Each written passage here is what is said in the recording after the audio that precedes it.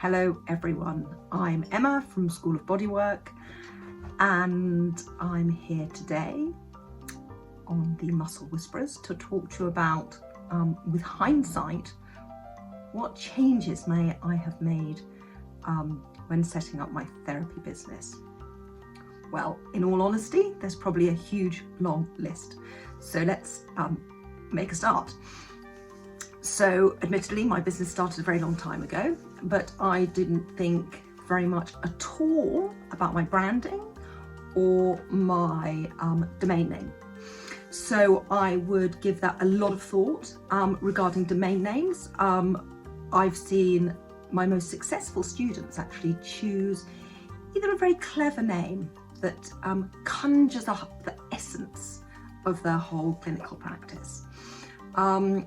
And the other clever names are actually using the area that you live. So people may choose something like therapeutic massage, West London, or sports massage, Birmingham. Because immediately if somebody's searching for a sports massage in Birmingham, you're going to come up. So really thinking carefully about your domain name. And even if you've started with one domain name, it's not too late to change. Thinking about branding and logos is also really important, and colours along with that. So again, really important to think, what is it that you want to portray? What's the essence of what you do? What's the essence of your business? Think about that and portray that with your logo, your colours and the images that you use on your website and social media. So that's my number one point. My second point is to do with learning to delegate.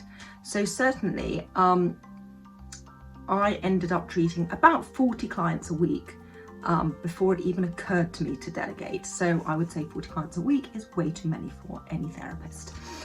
So as soon as you get busy, too busy, think about bringing someone in to work alongside you.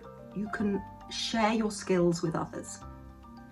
You can get people to do very similar training to you, so you're reflecting each other's skills, or you can get someone with complementary skills. So you're bringing somebody into your practice. So learning to delegate.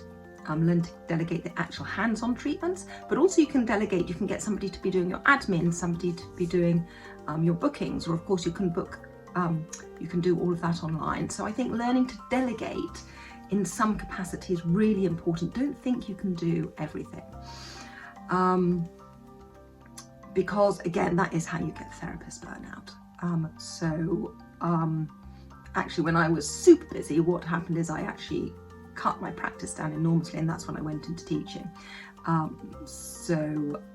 My whole work shifted at that point. So that's my second point. And my third point is make sure you charge properly. And actually, I was always good at this, but people often commented that I was perhaps more expensive than somebody else. But I know I'm good at what I do, and therefore I charge accordingly. And I think that's a massive mistake that certainly I see my students make after they're qualified. Even though I train people to an exceptionally high level and they're qualified really well, they still think they should start out charging less.